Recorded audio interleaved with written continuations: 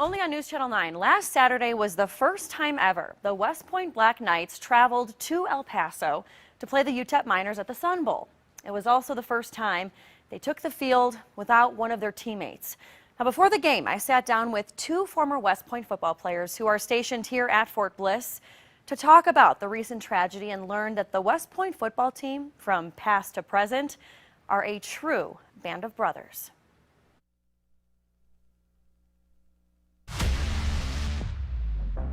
We are a brotherhood. We are committed to excellence, bonded by duty, honor, country.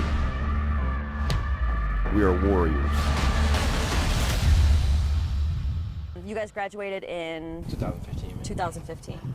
Once West Point Black Knight Warriors on the gridiron, Second Lieutenants Lamar Johnson Harris and Mike Ugeni are now Warriors in the U.S. Army. Being at West Point is special because you go through a lot of experiences and events, and you have your brothers to basically go through them with you. Back in January, the two were assigned to Fort Bliss, a place neither had ever been to. Me and Mike talked about it a little bit earlier before we put our post in, because we planned that we wanted to stick together, stick close. Me and LJ were close. We're basically brothers. It's been 6 years since Mike and LJ met for the first time at West Point. But seeing the two interact, you'd think they've known each other a lifetime. Quirky thing about him that nobody knows. He's terrible at basketball. Why would you say that? I don't know. He's just, I mean, he's big. He's been losing a lot of weight, but he's still a pig. At Fort Bliss, West Point football players are a tight-knit group. There's more than just us two out here. There's about, I want to say, 5 of our teammates out here of the class of 2015. There's 3 that are deployed, right? There are a couple, there's probably more than 3 that are deployed. Oh, really? How often do you guys see each other here? We used to work out a lot, but our schedule started conflicting. Yesterday, we actually all got together, like 5 of us, and just watched the game and talked about good times. Because in this week alone, a few of our kids from our class, you know, one kid from our class passed away. July 26th, former wide receiver number 88, Mike Peros, died during a training exercise at Fort Benning, Georgia. He was 21 years old. Sunday, September 11th, number 28, defensive back Brandon Jackson, was killed in a tragic car accident just 16 miles away from West Point. Jackson, just 20 years old. When times like this happens, like, you may not speak to one of our teammates since we've graduated for a long time, but we all come back together just to support each other. Now, for those that didn't know them, what can you say about them? Mike was just a funny guy, real smart. Yeah, I miss him.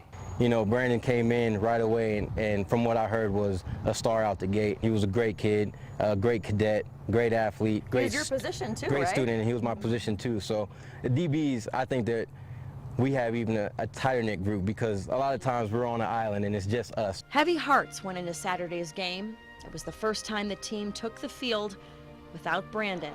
That's why these two brothers banded together. We just started reaching out to our old teammates and, you know, talking to them and making sure they're all right. We played with them, we sweat with them. Basically, the experience that we learned being teammates and going through all these hardships, they translate to the Army because you have ups and downs in the Army as well. So. A bittersweet homecoming for the two Fort Bliss brothers, reuniting with their team and alumni stationed around the world.